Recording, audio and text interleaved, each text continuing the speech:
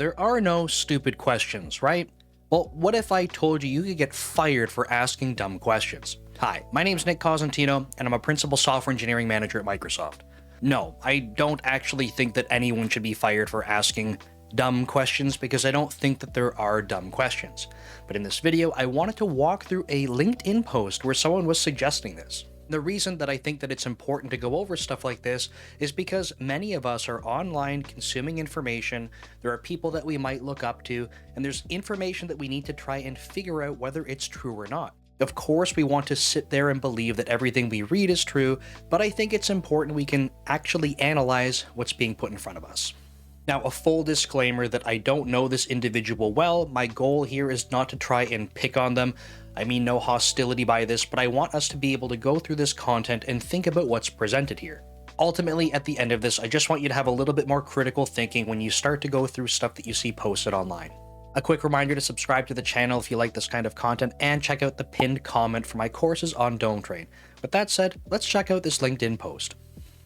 This post starts off by saying the number one reason that junior engineers struggle is because they think there are only two options, and this is with respect to asking questions, right? So ask questions or don't request any support, right? So two complete opposite ends of the spectrum. I do see a little bit of this, so there's a little bit of kind of truth in here. Obviously, it's a generalization, but then he says there's actually a third powerful secret option here, and that's ask questions that don't suck. Kind of interesting. I think when we read stuff like this online, obviously some of the goal here is to try and catch your attention. They're trying to, it's called a hook, right? Like you read it and you go, well, what do you mean? Like kind of catches you off guard, makes you curious, might get you triggered, right? So and then he goes on to say, we all learn how to ask questions as children, especially in school, but it's weird because we rarely learn how to ask what he's calling, air quotes here, good questions. Because of this, I've seen many engineers get put on a PIP. This is a performance improvement plan, and even fired for asking low quality questions. And a side note, generally when you hear about people getting put on PIPs, it's not all the time, but like there's usually people getting put on a PIP. It's kind of like you're put on this performance improvement plan to kind of be phased out. I have absolutely seen people get put on PIPs and make what I would call like a very good recovery. They actually work on these things, improve, and then can continue on. But sometimes, or maybe a majority of the time when people are put on PIPs, the thought process is like, hey, we're not going to fire this person outright. We're going to see if they can try, and then they're usually kind of phased out. Again, generalization. But so even fired for asking low quality questions, especially at Meta, where there's zero tolerance for what he's calling hand-holding. And again, disclaimer here, I've never worked at Meta. I've never heard anyone online mention this, and we'll kind of go through some of the comments as well, but he's saying, I mean, two things here, right? Like one is that there is basically no tolerance for hand-holding at Meta specifically, which is interesting. And then this idea of like people technically getting fired or being put on PIPs for these low quality questions. So some interesting claims. Again, I don't work at Meta, but however, this doesn't mean you shouldn't ask questions at all, which is great, right? Because now you have this fear of like, well, is my question dumb? I don't want to get fired. And then never getting help with anything is another prime recipe for PIP. So, or in his case, like he was kind of saying like getting fired. So it just comes slower. This is kind of fascinating. I've already read this, right? But I kind of reading through it again, it's making me go like, holy crap. So he's also suggesting that it comes slower, like you're getting put on a PIP or being fired comes slower by not asking questions at all. I mean, that's a remarkable claim to me. There are many tricks you can pick up in just 5 minutes to ask better questions. So if you're not familiar with the structure of posts and stuff on social media, right, a lot of this is kind of like hook, get you interested and intrigued with what's going on, like deliver some type of information, and then like a here's where you go to find out more. So, right, only 5 minutes. Wow, like that's awesome. That's not much time at all. I can learn how to not ask dumb questions, and I just have to go visit this link because I don't want to get fired, right? A bit of urgency around this too. You learn them in my explainer walking through a detailed example here. So again, I want to mention this disclaimer that I'm not totally familiar with this individual. I know that he posts a lot on LinkedIn, so my goal here is not to flame this person. In fact, I will say on my video right now that if my editor is able to kind of blank out his profile picture and name as it comes up, I think that would be great. It's not going to prevent you from going to search this kind of stuff. I just really don't want people to go like attacking, because that's not the goal here. I want us to go through this information, not only to highlight how you can dissect it, but the other thing is that I want to talk about what it means to work in a what I would call a safe environment, okay? So let's go through some of the comments. So you can see there's a lot of interactions and stuff. A lot of them are laughing reactions, which is kind of funny. And there's a theme in the comments. A lot of people are basically disagreeing with this logic here. You should never refrain from asking questions. The way this post is framed, I don't believe reflects the culture at Meta. So, interesting, right? Oh, you have juniors who went through Leak Code Grind. Management which introduced this rules needs to be fired completely. Fired, called out publicly, and etiquetted for everyone to know what they did, okay? This is just sad, this meta workplace attitude, if true, smack of arrogance, right? Like, some people are saying, I don't know if this is true, but like, this doesn't seem like a good thing. The only stupid question is the question not asked, right? So people supporting like, you should be able to ask questions. That's the only stupid thing. That's a pretty toxic culture if answering questions is seen as hand-holding. Let's keep going here. This one is kind of a little bit all over. Let's see if we can blank that part out, because I don't want this name to be called out here. Jade is pretty good here on LinkedIn, and I've had her on the channel as well for an interview, right? So low tolerance for low quality questions, and you know, quotes are on the low quality. And then she says, I have low tolerance for low quality management personally, right? Like, pretty good. Given how fast technology changes, every engineer is a junior engineer for life. Very interesting, right? Kind of like, this is a growth mindset framing that we have here. This is a good one, and I just want to like read one more maybe, because truly Mark Zuckerberg needs to fix the culture at Meta, because if what I've said in this post is true, the culture at Meta sucks, right? Like, a lot of people are saying like, I don't know if this is true, but this doesn't seem good. But I want to go back up to this one because I want to talk about what's being presented in this, because I want to kind of get a couple of different perspectives here, right? We can see that a lot of people disagree with this, including myself. I think that this is really kind of a ridiculous thing to say, but before you ask a coworker, ask Google, right? Like, go be resourceful, make an effort, come to your coworker with what you've tried and what isn't working. And I really like this. And I think that this is an important thing to call out. And I didn't click the guy's link. Maybe one of the first things he says is this. But the point is, no offense to this guy, I'm never going to click a link that he posts, because I think this kind of thing is ridiculous. And like, I don't want to support anyone who says this kind of stuff to get people to click links, personally. If I go back and if I kind of try to take what he's saying here, if we look at it, maybe reading between the lines, I think personally, to sort of indicate that, you know, generally potentially asking questions is seen as hand-holding, that you could get fired for asking bad questions.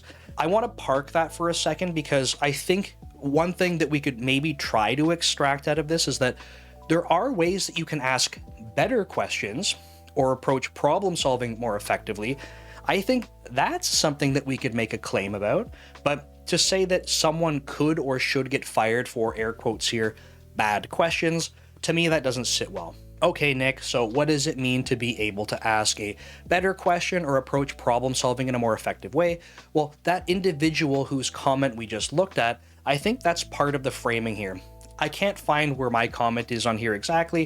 It doesn't really matter, because I'll just say it in this video, right? I think that when it comes to asking questions, and this is primarily for more junior engineers or engineers that are newer to a company or a team, right? I like to think that there's two main categories of questions that come up. This is, of course, a huge generalization, so I'm not trying to say this is the only way it works, but two major themes I see are, one, that you need clarity around what's being asked, and number two is that you're problem solving and trying to weigh out options, okay? A lot of the time, what happens is if you're asked to do something, you have a challenge that you need to go solve. Sometimes you're in a situation where you can't get started because you're not entirely sure what's being asked of you. And I think this is the type of thing, and I recommend this to all the engineers I work with where we talk about this, that's the kind of thing you don't want to remain blocked on. If you don't know or understand what's been asked of you, I think it's very important to, as soon as possible, try to get that clarity. This is the kind of thing where if you were, say you're working remotely, because a lot of us are doing that now, you're sitting at your desk, someone said, here's your task to go do, and you're going, great, like, I was listening in the stand-up meeting or the sync meeting, I heard what I'm supposed to do, but I don't know if I fully understand what's being asked of me. And then what? You're gonna sit at your desk for, days? A week, more than 1 week, and just kind of be like, I don't really know what to do because I don't understand what was being asked.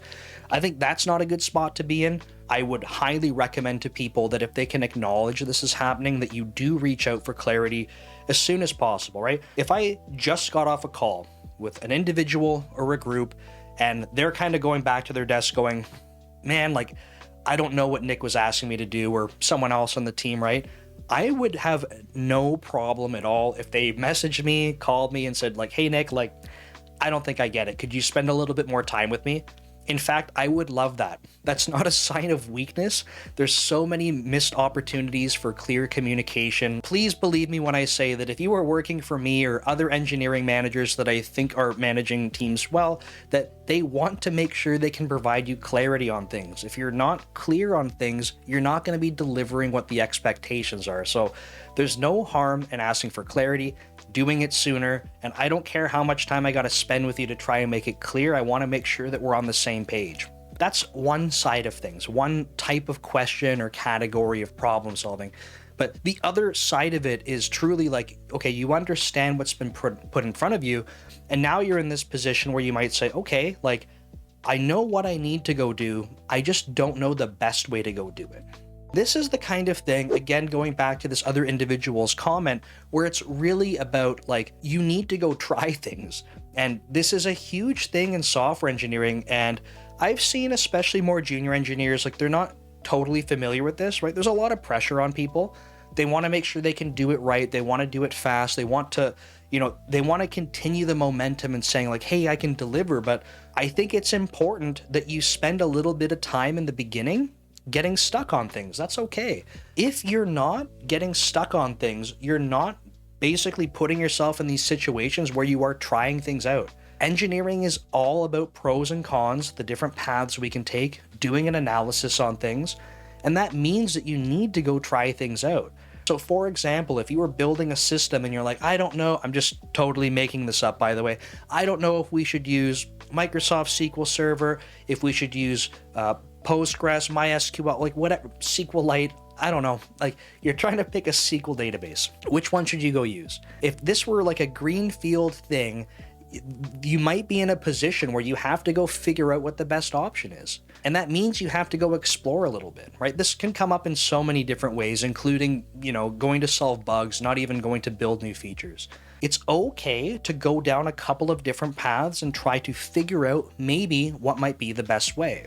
If we're thinking about like what a air quotes bad question would be in this case, is if you basically didn't spend any time on it at all, or you basically sat there and didn't try anything, and then you just said to someone, hey, like, can you help me with this? And it's not that that's terrible, right? I think I've seen this happen a lot, like I said, especially with more junior software engineers, and it's really a coaching opportunity. It's a coaching opportunity for them, and as an engineering manager, for other engineers on my team that are getting asked these questions, it's a coaching opportunity for them as well. So I want to explain this. When you have someone that's very new and junior, it can be very uncomfortable to not have confidence in knowing the right answer. Imagine you're in a situation, you're just trying to do the right thing, and you're like, I don't think I know what the right thing to do is here. You go ask someone for help. They probably know. They can probably give you the answer.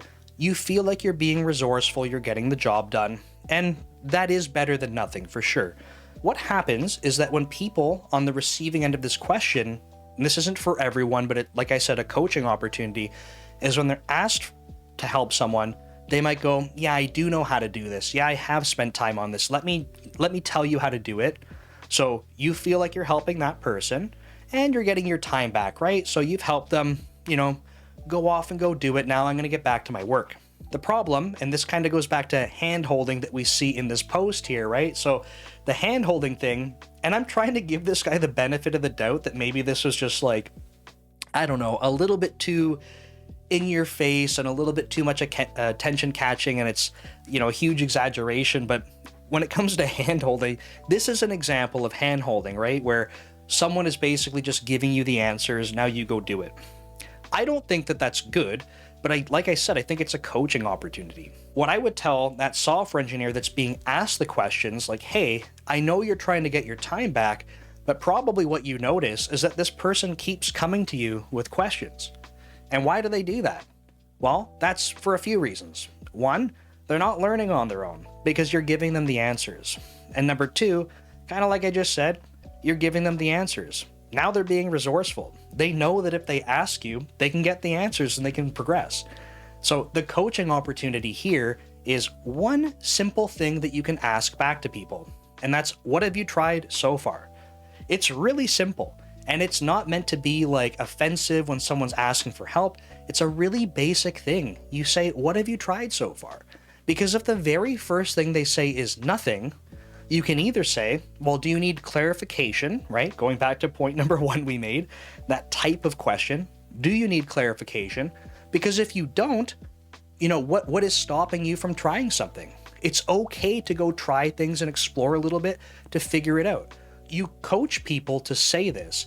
And that way, if the person says, hey, I haven't tried anything, you say, well, go try something, right? Like, if you don't have another excuse for why you cannot, go try something. It's okay. This way, it teaches you to kind of go down some paths and you try problem solving, right? So now you're telling this other person, you haven't problem solved yet or attempted to, please go do that. And it's going to be uncomfortable for sure. That's okay. You have to go learn these things. So then they go try one thing at least, right? Maybe a couple. And then they come back and they say, okay, well, now I've tried this. Now you can dive into it a little bit more, because often what happens is there's this discrepancy in like maybe what we value more. So, hey, I found these couple of options. I think if I go down this path, we might get better CPU usage, but this other path, we get better memory usage, or I'm just kind of picking some random things, right? But you have a couple of different things to consider. You might not be totally sure what we value the most. And even more senior engineers and principal level engineers, right? This is something where you're in a position where you can and should be asking colleagues for input. There's nothing wrong with this. So going through this approach coaches two different people. You coach the very junior person how to go problem solve so that they can ask not bad questions, right? They're asking better questions. And then you can teach the more senior software engineer like, hey, this is how you coach other people. So that's also a very valuable lesson, and it works better long term because that other individual won't keep coming back to you for questions. If they do, they're going to be, again, good questions, because it's just going to be trying to go figure out which path to go down. I don't know if this individual was trying to get at that in his post. Like I said, I'm definitely not clicking a link that someone's posting when they're talking like this, because I think that it's way too much either clickbait, rage bait, whatever you want to call it, but I don't really, like to support this kind of thing. With all of that said, what I wanted to remind you, again, a couple of things here. One is that when you're looking at content like this online, please don't just see it, read it, and go, this must be fact, because if you go through the comments and try to do a bit of analysis, you'll see that people aren't agreeing with this. That's an interesting sign that maybe what's being presented here isn't totally factual, and if there's some, at least opinion being presented here, that other people may not agree with it too. So different perspectives we can look at. And I think there's always multiple perspectives. So please go, do some analysis before you just assume something is true. The next thing, and I hope that kind of made sense, those examples we walk through, is that sure, you can ask better questions. I think that there's ways that you can always do that better, but it's not a matter of saying that your question is bad in the first place. And certainly, I can't speak for different companies, different managers, but I can't imagine firing someone or creating an environment where people feel like they can't ask questions because they're not sure if it's a good question or not. To me, that feels completely ridiculous, which is going to bring me to my final point here, which is if you do feel like you're in an environment, I'm not trying to call out Meta here because based on the comments, I don't think people agree that this is how it's like at Meta, at least not the way it's represented in the post. If you're in an environment, this could be anywhere, your current team, your next team, and you're finding that it's not like what I would call a psychologically safe place, right? You can't ask questions, you can't be curious, you can't ask for clarity because you're afraid of consequences like this. If you feel that you can drive positive change, I highly recommend you lean into this and try to see if you can help shape the culture to be better. This may feel very difficult as a junior engineer, but the more senior you are, if you're an engineering manager watching this, I think if you can leverage your influence to try and change this, I think that this can go a very long way. And ultimately, I would say if this feels like something that does not change, because it's just the way that the culture is, I don't think that that's a good place to work at. You are not going to see innovation and you are not going to see growth at the rates that you could if you have a psychologically safe environment. So I hope that helps. Thank you so much for watching. I hope you got some value out of that. I'll see you next time.